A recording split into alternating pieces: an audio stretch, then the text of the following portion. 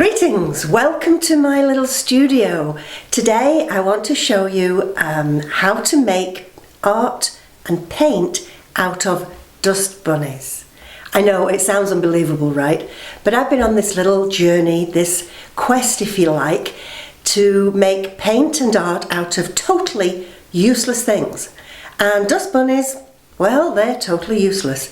And I have an endless supply. They seem to multiply underneath my beds and dressers. So instead of throwing them away, I decided to save them and turn them into art. And today I'm going to show you how I did it. Okay, so here we are at the table and we're going to start with the process of making paint out of dust bunnies. So what you need to begin with are some dust bunnies. These are some that I've been collecting in a little container, and this is what we're going to be using today. We're also going to be using a little food grade blowtorch. This was a game changer. The first time I tried this, I was using a candle and tweezers and I got burnt fingers and wax everywhere. It was horrible. This changed everything. Okay, so let's get started. So what we're going to do is, this is the fun part, guys. We're going to burn, I'm just going to move this away. We're going to burn the dust bunnies. I don't want you to get upset because I'm going to explain what dust bunnies are so that you don't feel any sympathy or empathy for the dust bunnies. What dust bunnies really are is a mixture of hair, dust, dead skin cells, maybe some bugs, microscopic insects, spider webs. So really, you know, quite disgusting. So you want to make sure that this, the dust bunnies are completely burnt. We give them a cute little name just to make it more palatable because they're everywhere. If we call them what they really were, we'd be totally grossed out. But as you can see, this is doing really well. It's looking pretty burnt. I'm just going to make sure there's no parts of this that are still hair.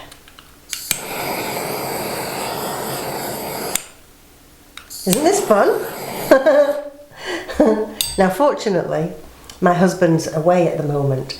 Otherwise I wouldn't be allowed to burn dust bunnies in the house or in my studio. I'd have to take it outside. But he's not here right now, so I can kind of do what I want. Okay, so the next step is to transfer your dust bunnies into a little mortar and pestle. And what you're going to do is you're going to grind them to a powder. This only takes a few minutes because it's really burnt up quite a lot. And the smoother you grind it, the more powdery it is, the smoother your paint will be. And so this is actually your pigment. So once you've ground it up, take a sheet. I'm going to just fold this sheet of paper in half first. Take a sheet of paper and tip out your, it doesn't seem very much, but that's okay. This is just a demonstration, so it doesn't matter that there's not very much. Now why I said fold it in half to begin with is I save all my pigments in little jars so that I can go back and use it again. And I write on the lid what it is, dust bunnies.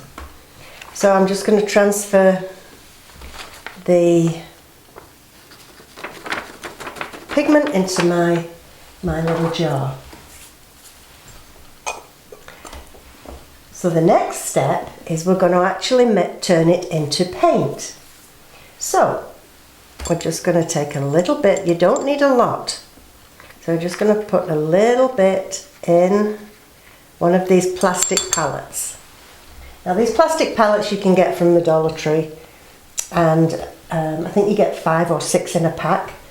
They're very inexpensive. And then the secret ingredient, guys, is gum arabic. So this is what's going to bind this is what's going to bind the pigment together, and you turns it into almost like a watercolour paint. So you put your little bit of gum arabic in, and you have to make sure you mix it really. I'm going to move my hand out of the way so you can see what I'm doing. Mix it really, really well. It doesn't want to mix. So gum arabic is, although it looks like cooking oil, it does actually come from a tree. It is gum.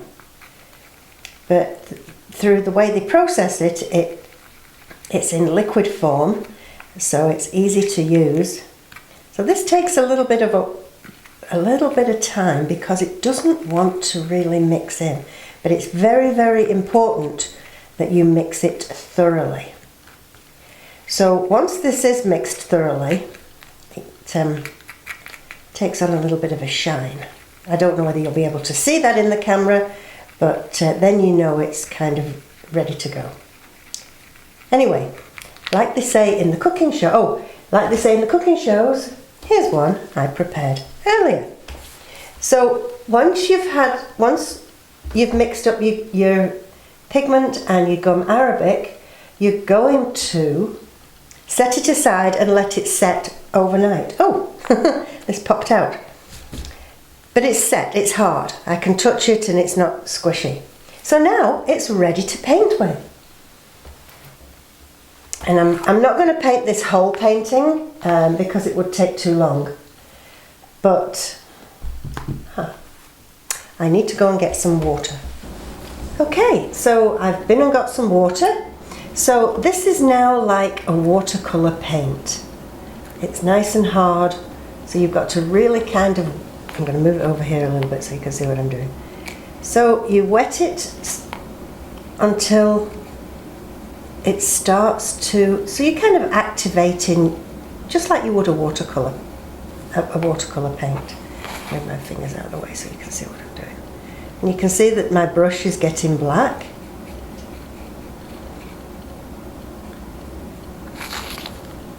So I'm going to start painting my little dust bunnies. So the trick is, because this ends up like watercolour paint, is to use watercolour paper. So I'm going to give him some black tips on his ears. On both ears. I'm just going to rinse that off and then just blend in with just plain water so that it just blends in together. I want his face to be a little bit lighter. So while I haven't got very much pigment on my paintbrush, that's where I'm going to just paint his, get a little bit more. I'm going to move this over here so you can see what I'm doing.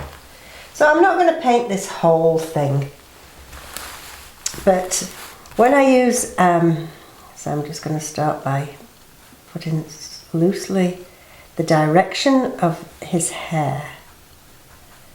So little fine strokes in the direction of his hair, and I tend to move my painting around. Give him a little bit of a black nose.